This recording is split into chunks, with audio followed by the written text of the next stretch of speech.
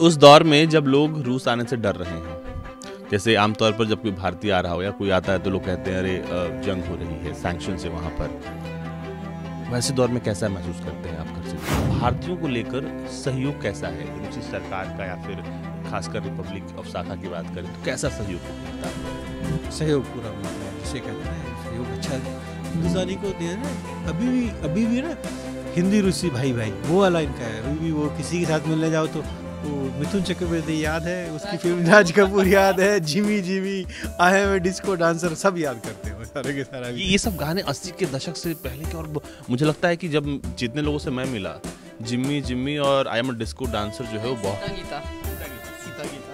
ये गाने सारे याद है उनको, और उनको उसके हुक स्टेप्स आते हैं। और ये पिक्चरें यदा कदा दिखाते रहते हैं यहाँ पे थिएटर्स में, और लोग जा के देखते हैं। आज भी लगती है फिल्म? हाँ, पिक्चरों अब तो टीवी पे आने लग गई हैं, अब टीवी पे आती है। तो हमें तो इतनी याद नहीं, लेकिन यहाँ की जो लोकल है उनको काफी। हमारा योगा इंस्ट्रक्शन यकूतियन है। जिस चीज का प्रचार हमारे प्रधानमंत्री कर रहे हैं कि इसको अवसर के तौर पर इस्तेमाल करिए, आप यकूतियन आपका योगा ट्रेनर, और उसने कहाँ से ट्रेनिंग ली होगी? इंडिया की स्पेशल ट्रेनिंग करके आई है। क्योंकि जिस लिहाज का तापमान है यहाँ पर, मैनेजमेंट जैसा है, तो लोग ये देख के आपको नहीं कहेंगे कि आप ऐसे कुर्ते पजामे में बैठे हैं, आप ऐसे नॉर्मली बैठी हैं, मैं भी बिना ऐसे खुले बैठा हूँ, तो हम दुनिया के सबसे ठंडे शहर से बात कर रहे हैं, लोग हमारी बात मानेंगे नहीं। अभी बाहर एक बार जाके देखेंगे तो फिर टेम्परेचर दिखा के तो फिर पता लग जाएगा। तब पता चलेगा कि कितना ठंडा। और एक्चुअल में यहाँ जो तापमान है वो ऐसा है कि आपकी हड्डियों को गला। और मेरे सारे त्यौहार वगैरह हम वैसे ही मनाते हैं जैसे हम इंडिया में नवरात्र की शुरुआत हो गई है। नवरात्रे हमेशा मनते हैं साल में 2 बार, और हर त्यौहार इसी तरह से मनता है, दिवाली भी, होली भी। जो भी मैंने सीखा है, जो भी मैंने जाना है, वो मैं प्रॉपर हम करते हैं। हमारे रशियन तो साथ है, मेरे साथ होली मनाते हैं, दिवाली मनाते करते हैं, यहाँ पे सारे त्यौहार हमारे साथ मनाते हैं।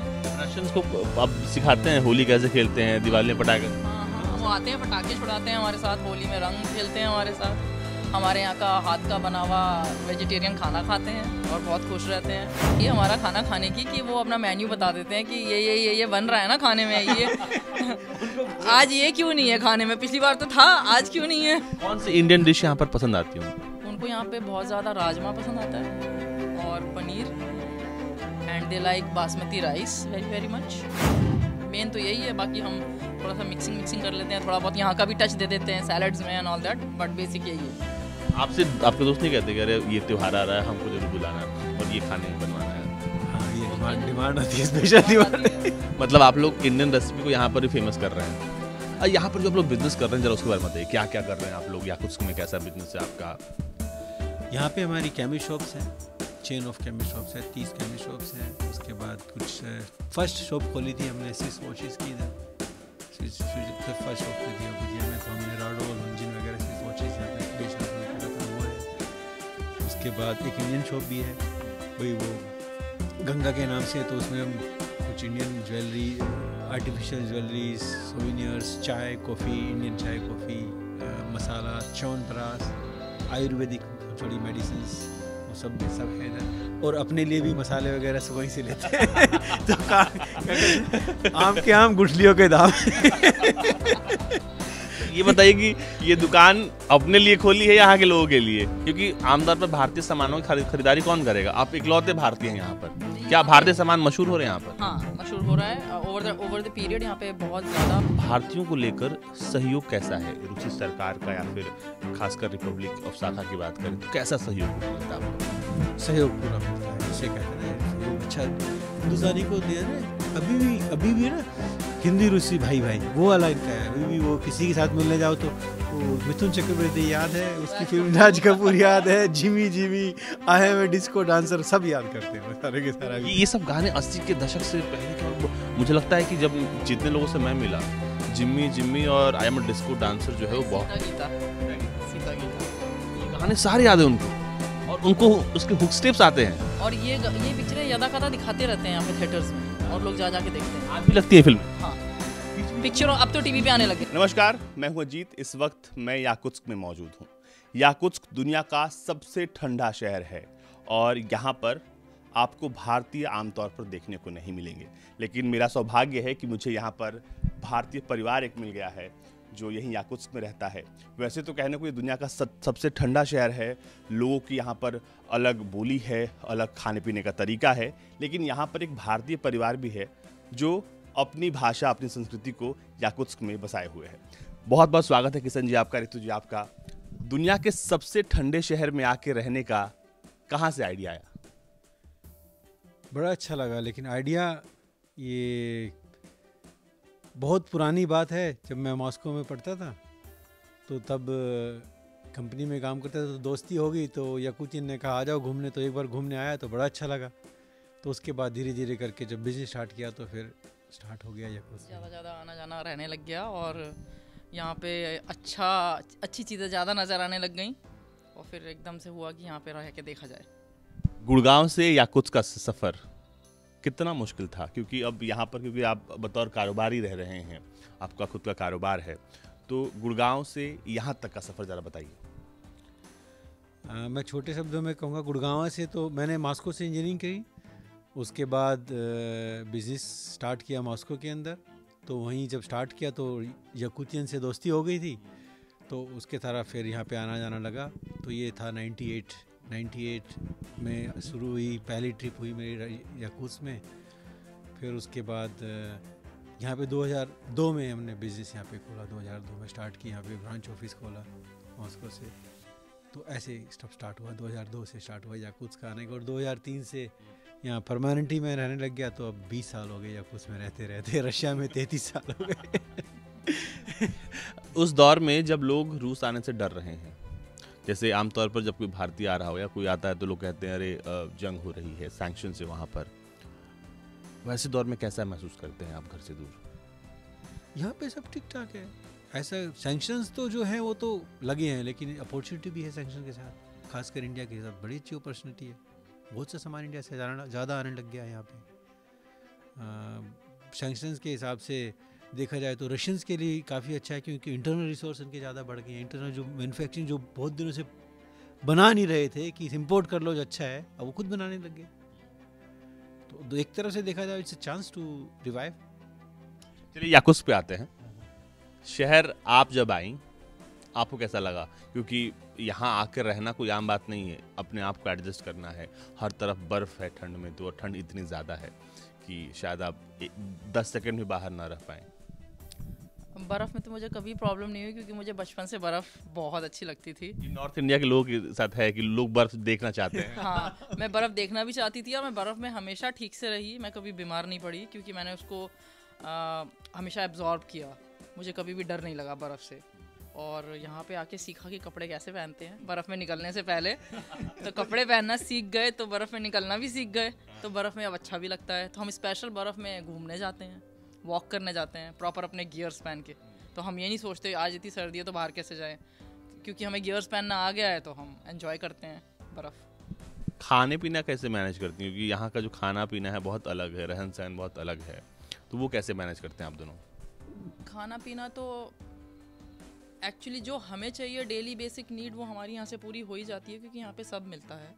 दो यहाँ पे ग्रो नहीं करते हैं, बट यहाँ पे बाहर से सामान आ जाता है, हमारे मतलब का सब कुछ मिल जाता है। थोड़ा मोड़ा जो नहीं मिलता है वो हम इंडिया से लेते हैं और मॉस्को से लेते हैं through internet, thanks to internet, and it helps. मुझे एक बात समझाइए, जैसे आप लोग, क्योंकि बहुत, अब जो भी व्यक्ति यहाँ पर आएगा उसको सिर्फ एक बात पता होती है याकुत्स्क के बारे में, बहुत ठंडा है, लेकिन ठंड के अलावा और क्या है यहाँ पर? नहीं, देखा जाए तो ठंड तो यहाँ पे है, इसमें कोई दो राय नहीं है, लेकिन ठंड के अलावा यहाँ का नेचर देखिए। मैं तो खुद आउटिंग जाता हूँ यहाँ पे, काफ़ी फिशिंग भी करते हैं समर्स के अंदर, विंटर में हंटिंग करते हैं जाके, उसके बाद आइस स्कीइंग भी है यहाँ पे, और यहाँ पे लेना पिलर्स भी हैं जो हेरिटेज है, उसमें जाके देखो। उसके बाद सबसे coldest city of the world Yakutsk है ही, और coldest city of the place in the world वो अमीकोन है, वो 71 है, यहाँ से ज़्यादा दूर नहीं है, वहाँ पे भी जा सकते हैं। और यहाँ पे अभी परमाफ्रॉस्ट जो म्यूज़ियम है, जो अंदर ज़मीन के नीचे है, एक ही टेम्परेचर है उसके अंदर। अभी अगर बाहर गर्दियों में सर्दियों में -8 डिग्री मेंटेन रहता है, परमानेंट वही रहता है। बाहर +40 है फिर भी -8 है, बाहर -40 है फिर भी -8 है, वहाँ टेम्परेचर चेंज नहीं होता। तो बहुत सी चीज़ें हैं जो देखी जा सकती हैं और है अच्छी। अभी भी यहाँ पे जो मैमथ टस्क है वो इधर ही साइबेरियन एरिया में काफ़ी मिलता है, तो उससे जो उसकी वो बनती हैं सोविनियर्स वगैरह काफ़ी अच्छे अच्छे बनते हैं, तो वो भी है। और दूसरा डायमंड की खाने यहाँ पे हैं गोल्ड की खाने यहाँ पे हैं, यूरेनियम की खाने यहाँ पे हैं, सब कुछ इधर। क्योंकि जब मैं आपके घर में आया तो मैं देख रहा था कि हिंदी न्यूज़ चैनल चल रहा था, आज तक देख रहे थे आप। घर से इतने दूर होकर भी भारत का समाचार, भारत में क्या हो रहा है, क्या वजह है? क्योंकि अब जब यहाँ कहते हैं कि जहाँ पर रहते हैं वहाँ आपका एक परिवार बन जाता है, फिर आप वहीं के हो जाते हैं। तो आमतौर पर क्या होता है, किसी घर में हम जाएंगे तो देखेंगे कि वहाँ का न्यूज़ चैनल या वहाँ की भाषा में कोई फिल्म चल रहा होगा, लेकिन मुझे जैसे ही मैं घर में आया तो पहली चीज़ मुझे दिखी कि आज तक चल रहा है आपके यहाँ। क्या वजह? इंडिया बहुत ज़्यादा मिस करते हैं आप लोग? हाँ, इंडिया काफ़ी मिस करते हैं, साल में 2-3 बार इंडिया ज़रूर जाते हैं। अभी मई में जा रहे हैं, जनवरी में भी गए थे, तो इसलिए ऐसा कुछ नहीं है। सिर्फ क्योंकि हमारा परिवार, हमारे रूट्स तो इंडिया में ही हैं, तो इसमें कोई दो राय ही नहीं है कि हम उसे मिस ना करें, और थोड़ा सा ज़्यादा दूर रहने के बाद ज़्यादा मिस करते हैं। तो हमें तो ऐसा लगता ही नहीं हम इंडिया से दूर हैं, हमें लगता है इंडिया में ही है। मैंने पूरा यहाँ इंडिया बसाया हुआ है। क्या क्या बसाया आपने यहाँ? क्या क्या बसाया है यहाँ पे समर्स में बिल्कुल अलग ही रौनक है। समर्स में हम पूरा हमारे खेत खलियान लहलाते हैं, और हम चाहें तो कभी कभी अपना पोल्ट्री भी रख लेते हैं इधर, मुर्गे वगैरह पाल लेते हैं, डिपेंड्स। उसमें थोड़ा वर्क हार्ड है, लेकिन डिपेंड्स, बच्चों का मन करता है तो हम वो भी करते हैं। और मेरे सारे त्यौहार वगैरह हम वैसे ही मनाते हैं जैसे हम इंडिया में नवरात्र की शुरुआत हो गई है। नवरात्रे हमेशा मनते हैं, साल में 2 बार, और हर त्यौहार इसी तरह से मनता है, दिवाली भी, होली भी। जो भी मैंने सीखा है, जो भी मैंने जाना है, वो मैं प्रॉपर हम लोग यहाँ पे करते हैं। हमारे रशियन दोस्त आते हैं हमारे साथ मनाने, होली मनाते हैं, दिवाली मनाते करते हैं, यहाँ पे सारे त्यौहार हमारे साथ मनाते हैं। रशियंस को अब सिखाते हैं होली कैसे खेलते हैं, दिवाली में पटाखे। हाँ, वो आते हैं, पटाखे छुड़ाते हैं हमारे साथ, होली में रंग खेलते हैं हमारे साथ, हमारे यहाँ का हाथ का बना हुआ वेजिटेरियन खाना खाते हैं और बहुत खुश रहते हैं। मैं तो यहाँ 3 दिन से हूँ। आमतौर पर हर खाने में आपको खाना यहाँ का थोड़ा अलग है, नॉन वेज खा रहे हैं, तो जब उनको आप वेजिटेरियन खिलाते हैं तो वो पूछते नहीं है क्या खिला रहे हो आप हमें। ये तो नहीं, अब तो उनको इतनी आदत हो गई है हमारा खाना खाने की कि वो अपना मेन्यू बता देते हैं कि ये बन रहा है ना खाने में, ये आज ये क्यों नहीं है खाने में, पिछली बार तो था, आज क्यों नहीं है। कौन सी इंडियन डिश यहाँ पर पसंद आती है उनको? यहाँ पे बहुत ज़्यादा राजमा पसंद आता है और paneer, and they like basmati rice very very much. Main तो यही है, बाकी हम थोड़ा सा मिक्सिंग कर लेते हैं, थोड़ा बहुत यहाँ का भी टच दे देते हैं सैलड्स में and all that, but basic यही है। आपसे आपके दोस्त नहीं कहते कि अरे ये त्योहार आ रहा है, हमको जरूर बुलाना और ये खाने में बनवाना यार? हाँ, ये डिमांड आती है, स्पेशल डिमांड। मतलब आप लोग इंडियन रेसिपी को यहाँ पर ही फेमस कर रहे हैं। यहाँ पर जो आप लोग बिजनेस कर रहे हैं, जरा उसके बारे में बताइए, क्या क्या कर रहे हैं आप लोग, या कुछ में कैसा बिजनेस है आपका? यहाँ पे हमारी कैमी शॉप्स हैं, चेन ऑफ कैमी शॉप्स है, 30 कैमी शॉप्स हैं। उसके बाद कुछ फर्स्ट शॉप खोली थी हमने स्विस वॉचेस की इधर, फिर फर्स्ट शॉप पे थी भुजिया में, तो हमने राडो लॉन्जिन वगैरह स्विस वॉचेस यहाँ पे बेचना शुरू करा था, वो है। उसके बाद एक इंडियन शॉप भी है भाई, वो गंगा के नाम से है, तो उसमें हम कुछ Indian jewellery, artificial jewellery, souvenirs, चाय कॉफ़ी, इंडियन चाय कॉफ़ी, मसाला, च्यवनप्राश, आयुर्वेदिक थोड़ी मेडिसिन्स, वो सब है इधर। और अपने लिए भी मसाले वगैरह सब वहीं से लेते हैं तो क्या कहते हैं, आम के आम गुठलियों के दाम। ये बताइए कि ये दुकान अपने लिए खोली है यहाँ के लोगों के लिए? क्योंकि आमतौर पर भारतीय सामानों की खरीदारी कौन करेगा? आप इकलौते भारतीय हैं यहाँ पर, क्या भारतीय सामान मशहूर हो रहे हैं यहाँ पर? हाँ, मशहूर हो रहा है। ओवर द पीरियड यहाँ पे बहुत ज़्यादा अवेयरनेस आ गई है। मसाले वगैरह पहले यूज़ नहीं होते थे, लेकिन अब लोग जान गए हैं, और वो इंटरनेट से पढ़ के आते हैं और हमारे यहाँ आके वो ढूंढते हैं ये वाला मसाला और वो वाला मसाला चाहिए, एंड इसकी वजह से हम उनका वो सब मेंटेन भी करते हैं, स्टॉक एंड प्रॉपर। आप बताइए, आप सबसे ज़्यादा किस चीज़ की डिमांड होती है यहाँ पर? कौन सा भारतीय सामान रूसी नागरिक सबसे ज़्यादा मांगते हैं? नहीं, वैसे तो सबसे ज़्यादा चाय, इंडियन चाय बेस्ट, मैक्सिमम चाय बिकती है। उसके बाद बासमती राइस भी काफ़ी लेते हैं। दालों में इनकी कोई ज़्यादा इंटरेस्ट नहीं है, लेकिन अभी जो चल रहा है ना, काफ़ी अवेयरनेस आ रही है अभी दालों की। मेरे को लगता है दालों की अवेयरनेस इतनी ज़्यादा आ जाएगी आगे दालें लोग 5 साल में मैक्सिमम। हाँ, काफ़ी अवेयरनेस है। उसके बाद आयुर्वेदिक मेडिसिन जो है उसका काफ़ी है। और फिर हिना मेहंदी का काफ़ी यहाँ पे मेहंदी की जो अलग अलग आती है ना कलरिंग मेहंदी, तो काफ़ी यूज़ करते हैं यहाँ पर। हाँ यहाँ पे। हाँ नेचुरल है तो। इनफैक्ट होली कलर्स की भी बहुत डिमांड है, हम होली कलर्स भी मेंटेन करते हैं अपने यहाँ स्टॉक में, एंड देखिए पूरे साल बिकते हैं। क्योंकि अब देखिए एक हमारे यहाँ प्लेटफॉर्म है बिजनेस तक, जहाँ पर लोग बिजनेस की बातें करते हैं। क्योंकि अगर आप एक बिजनेसमैन के तौर पर देखेंगे तो यहाँ पर आप अवसर को किस तरह से देखते हैं, कितना अवसर है याकुत्स्क में? क्योंकि यहाँ पर इंडियन कम्युनिटी जो है वो बेहद कम है, सिर्फ शायद आप ही दोनों हैं जो इस पूरे शहर में, इस रीजन में है भारतीय। तो अवसर को कैसे देखते हैं? नहीं, पहले यहाँ पे बिजनेस था डायमंड का, काफ़ी लोग वर्क करते थे डायमंड का, यहाँ पॉलिशिंग वगैरह फैक्ट्री थी, लेकिन वो बंद हो गई। क्यों? उसका भी रीज़न बंद होने का, क्यों उन्होंने कुछ स्पेशल इकोनॉमिक जोन्स खोल दिए, तो फैक्ट्री यहाँ से उधर ट्रांसफ़र होगी, तो ठीक है। लेकिन अभी भी काफ़ी पॉसिबिलिटीज़ है यहाँ पे, जो अभी SEZ बना है यहाँ का लोकल जो है, तो उसके अंदर डायमंड फैक्ट्री अगर खोली जाएगी तो पॉलिशिंग वगैरह, तो गवर्नमेंट से काफ़ी उसकी प्रेफरेंसेस मिली हुई है, अगर करना खोल सकते हैं। दूसरा यहाँ पे जैसे अभी गवर्नमेंट ने स्टार्ट किया है सब्जी उगाना, जो है ना। अच्छा, भारतीयों को लेकर सहयोग कैसा है रूसी सरकार का, या फिर खासकर रिपब्लिक ऑफ साखा की बात करें तो कैसा सहयोग मिलता है आप लोग?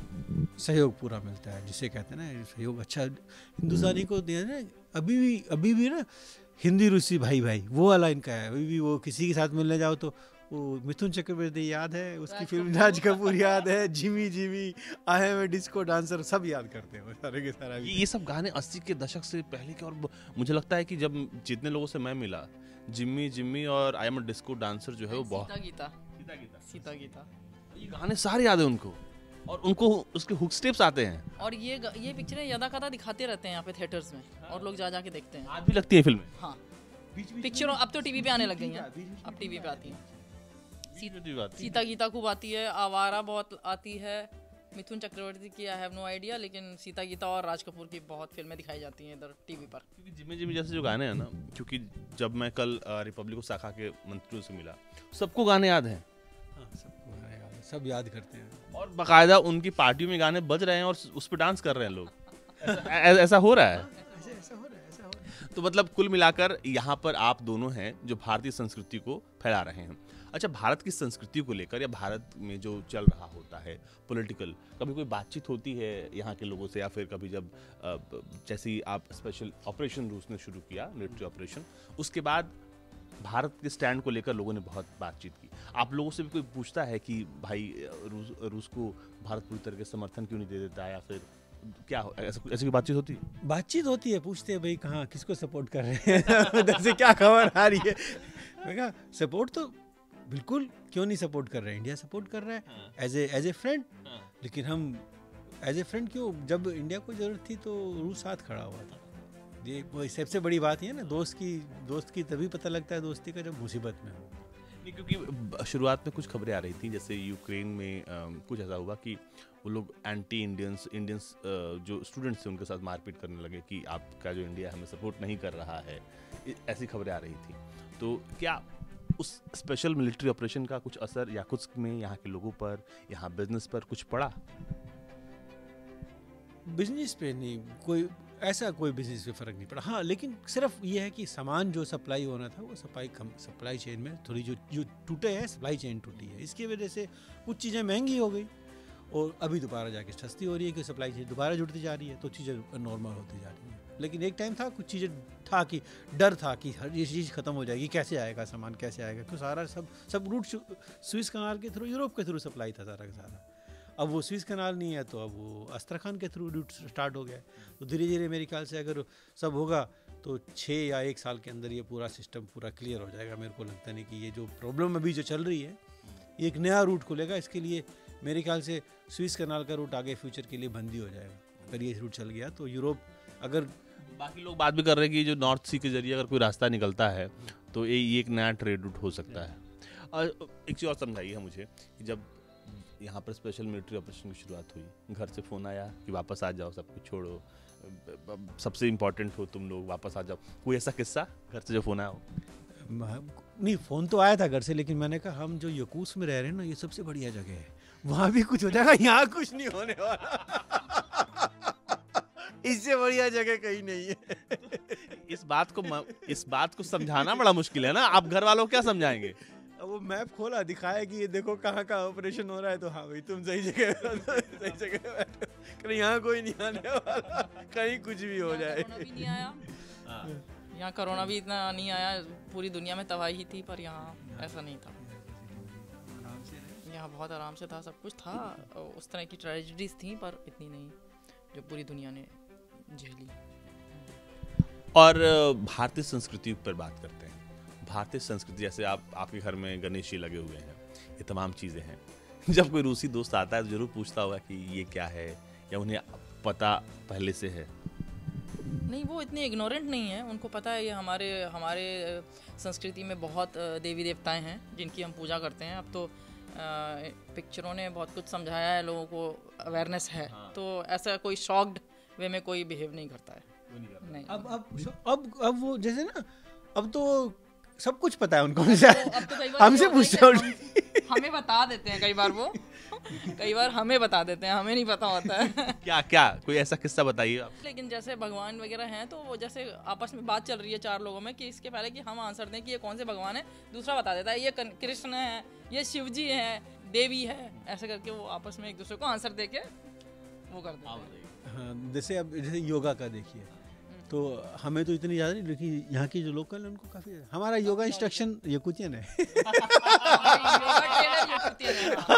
जिस चीज़ का प्रचार हमारे प्रधानमंत्री कर रहे हैं कि इसको अवसर के तौर पर इस्तेमाल करिए, आप याकुतियन आपका योगा ट्रेनर, और उसने कहाँ से ट्रेनिंग ली होगी? वो इंडिया गई थी, स्पेशल ट्रेनिंग करके आई है, ट्रेन होके आई है। कितने महीने हो गए? मेरे ख्याल से 1 साल पूरा ट्रेन करके आई है वो, इंडिया से पूरी ट्रेनिंग करके आई है। तो हमें 2 साल से वो योगा सिखा रही है ऑनलाइन। कोरोना काल से कोरोना काल से जुड़े। कोरोना काल में तो था ना, काफी टाइम था, तो हमने ऑनलाइन स्टार्ट उन दिनों, तो वो अभी भी बरकरार है हमारा। पूरे क्षेत्र में योगा मशहूर हो गया। हाँ, यहाँ बहुत योगा सेंटर्स हैं, बहुत छोटे बड़े बहुत योगा सेंटर्स हैं, और पब्लिक बहुत खुश होकर योगा क्लासेस में जाती है। और उनको पता है कि जिस तरह का यहाँ का टफ और स्टिफ वो है एनवायरनमेंट, उससे हमारी हड्डियों को बहुत ज़रूरत है योगा की, तो वो लोग बहुत स्पोर्ट्स वे में योगा को लेके चलते हैं यहाँ पर। और क्या मशहूर हो रहा है जो भारत का है और लोग यहाँ पर उसे बहुत पसंद कर रहे हैं? क्योंकि भारत के लोग भी जानना चाहेंगे कि भाई, दो जो लोग हैं, एक परिवार सबसे ठंडे शहर में रह रहा है, कैसे मैनेज करता है चीज़ों को। अब जिस दिन मैं यहाँ पर आया, उस दिन तापमान तकरीबन -35-30 के आसपास था। बहुत मुश्किल है। आप लोग कैसे मैनेज करते हैं? मन नहीं करता वापस चले जाएं यार, इतने ठंडे में कौन रहेगा? नहीं, अब तो मन देखो, अगर मन करता तो पहले चले जाते। मन जहाँ रहो वहाँ खुशी से रहो, जब खुशी नहीं हो तो फिर मत रहो वहाँ। पहली बात तो सीधा लाइफ का प्रिंसिपल है, रहो तो खुशी से रहो। एक चीज़ मैं क्लियर कर दूं कि हम जहाँ बैठे हैं यहाँ तापमान बिल्कुल सामान्य है। हम घर के अंदर हैं, घर के बाहर बहुत ठंड है। इतनी ठंड है कि मैं बिना गर्म कपड़ों के, ओवरकोट्स के बाहर नहीं जा सकता। एकदम असंभव है। आप थोड़ी ही देर में, सेकंड्स में फ्रीज हो जाएंगे, इतनी ठंड है घर में, क्योंकि हीटर चल रहे हैं। यहाँ पर घरों को गर्म रखने का मैंने देखा है बहुत नया तरीका लोगों ने अपनाया हुआ है। कैसे यहाँ पे घरों को गर्म रख रहे हैं लोग? यहाँ पे ना गैस पाइपलाइन है, उसके थ्रू बॉयलर्स लगे होते हैं। वो बॉयलर्स पानी गर्म करते रहते हैं। वो सेंट्रल सिस्टम है और सर्कुलेट होता रहता है पूरे घर के अंदर। पाइप सर्कुलेट होता है, और इस तरह के रेडिएटर लगे होते हैं वाइट कलर के, उसके अंदर पानी सर्कुलेट होता रहता है, गर्म पानी चलता है। यहाँ पे हर घर में मुझे वो रेडिएटर्स दिखाई दे रहे हैं, हर बिल्डिंग में, हर शॉप में। क्योंकि लोग कह रहे हैं कि मुझसे जिन लोगों ने वीडियो कॉल किया, बातचीत हुई, तुम होटल में ऐसे टी-शर्ट में कैसे हो सकते हो? तुम दुनिया के सबसे ठंडे शहर में हो, तुम टी-शर्ट में बैठे हो, तुम झूठ बोल रहे हो। मैंने बोला यार ऐसा नहीं है, यहाँ का जो मैनेजमेंट है वो ऐसा है। हम अभी गर्मी में गए थे दिल्ली, तो हम ठंड लगी थी, हम ठंड सर्दी में हम वहाँ पे बहुत परेशान हुए और बहुत ही दुखी हुए वहाँ की ठंड से। ठंड लगी बहुत ज़्यादा, क्योंकि हमें वहाँ की ठंड ज़्यादा आखिर रही थी यहाँ के मुकाबले। हर जगह ठंडी थी, बाहर भी इतना, अंदर भी इतना। सबसे बड़ी बात है, हमारे यहाँ के इंडिया में घर हीटेड नहीं है, और पत्थरों के घर होते हैं, वो ज़्यादा ठंडे होते हैं। Even though if you are in the kitchen आपको ठंड लग रही है, if you are in the bathroom and toilets आपको ठंड लग रही है, कमरों में ठंड लग रही है, कुछ कहीं हाथ लग जाए तो वो भी ठंडा है, सब ठंडा है। तो वो हमें अब आदत हो गई है यहाँ पे हीटेड में रहने की, तो हमें बहुत डिफ़िकल्टी हुई। लोग ये भी जानना चाह रहे होंगे कि ठंड तो है ही, ये भी मशहूर है कि यहाँ पर लोग सब कुछ जमा हुआ खाते हैं, फ्रोजन। आप लोग भी जमा हुआ खाना खाते हैं?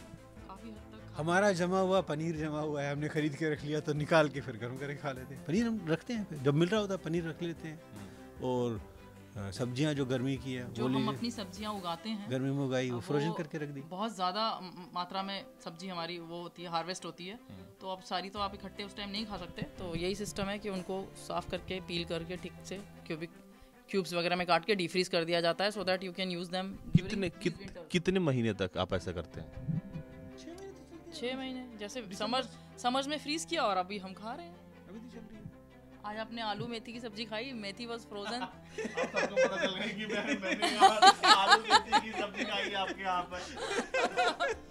देखिए, मैं पिछले 3 दिनों से मैं बहुत क्रेव कर रहा हूँ इंडियन फूड्स को लेकर, क्योंकि मुझे खाना जो है इंडियन नहीं मिला यहाँ पर। और ऐसे में जब मैं आज यहाँ आया तो सबसे पहले मैंने खाना खाया है, और मैंने खुद ही एक्सेप्ट कर लिया। क्योंकि सच में मेरे टेस्ट बर्ड्स पिछले 3 दिनों से ऐसे हो गए थे कि उनको पता ही नहीं था कि वो क्या खा रहे हैं। बस जो खा रहे थे बस किसी भी तरीके से पेट भरने के लिए। और पेट कहाँ से भरेगा, मतलब आप दिन में एक बार कहीं से, हाँ, तो बस वैसी हालत थी। तो आप लोग मैनेज 6-6 महीने तक सब्जी चलाते हैं यहाँ पर? नहीं, फ्रोजन भी होती हैं और कुछ ताजी भी मिलती हैं। धीरे धीरे जैसे जैसे टेम्परेचर वो होने लग जाता है, ताजी चीज़ें बहुत आने लग जाती हैं। टमाटर तो 9 महीने तक चलते हैं। सब ताजे आने लग गए, सारे ग्रीन्स आ रहे हैं ताजे। We can buy that. Then पूरा साल यहाँ पे हाइड्रोपोनिक सिस्टम से टमाटर, खीरा वगैरह ताज़ा उगाते हैं, तो वो हम यूज़ करते हैं अपने भी अपने यहाँ उगाते हैं। हमारे यहाँ नहीं, हम जो उगाते हैं वो तो 4 महीने 3 महीने उगाते हैं समर्स में। अदरवाइज यहाँ पे एक वो है ना तिपलीसा जिसको बोलते हैं, ग्रीन हाउस, वहाँ पूरा समर पूरा 60 में भी वो ताज़ा खीरा ताज़ा टमाटर हमें प्रोवाइड कराते हैं। यहाँ के लोग वेजिटेबल्स को बहुत प्रेफरेंस दे रहे हैं, मैंने देखा। हाँ।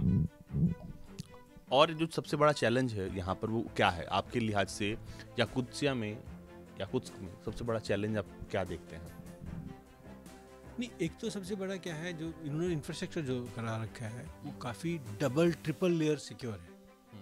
बिजली का, गैस सप्लाई का और हीटिंग सप्लाई का। हमारा घर तो गैस से बिजली से चलता है, क्यों, ऑटोनोमस है, हीटिंग यहीं पे ही क्रिएट करते हैं, जो बोयलर्स लगे होते हैं।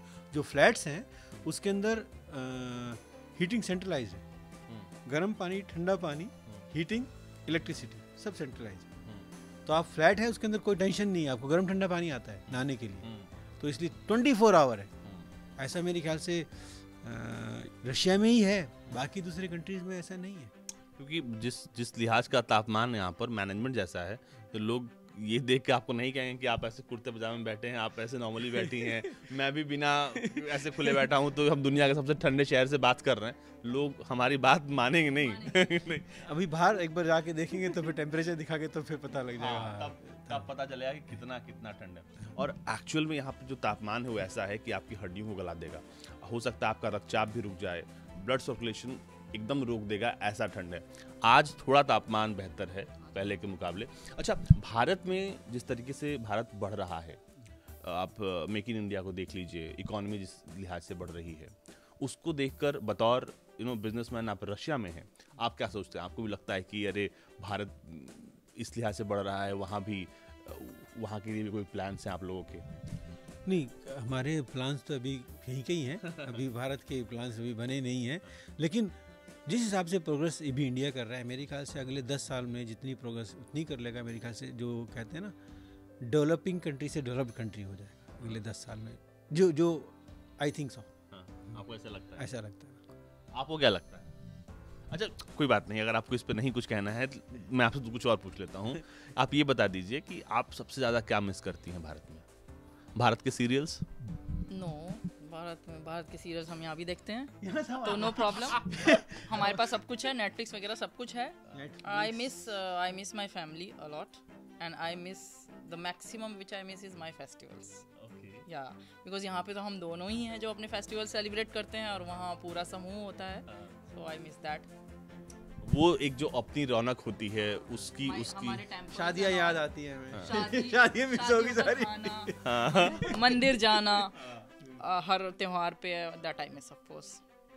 ये क्योंकि देखिए यहाँ पे रह के अपने कल्चर को जिंदा रखना, उस ऑडेसिटी के साथ आप रह रही हैं, अपने फेस्टिवल्स को फॉलो कर रही हैं, एक बहुत बड़ा चैलेंज है। और मुझे लगता है कि एक बहुत अच्छी बात है कि आप दुनिया के सबसे ठंडे शहर में, फिर से मैं बोल रहा हूँ, दुनिया के सबसे ठंडे शहर में हैं ये, जहाँ पर हम अगर दूर से सोचेंगे तो रहना असंभव लग सकता है, लेकिन जब आप यहाँ आएंगे तो यहाँ आपको पता चलेगा कि यहाँ पर कुछ भी असंभव नहीं है। चीज़ें बहुत मैनेज हैं, हर कुछ यहाँ पर है। दुनिया की वो तमाम सुविधाएं जो आप कल्पना कर रहे होंगे वो सब कुछ यहाँ पर है।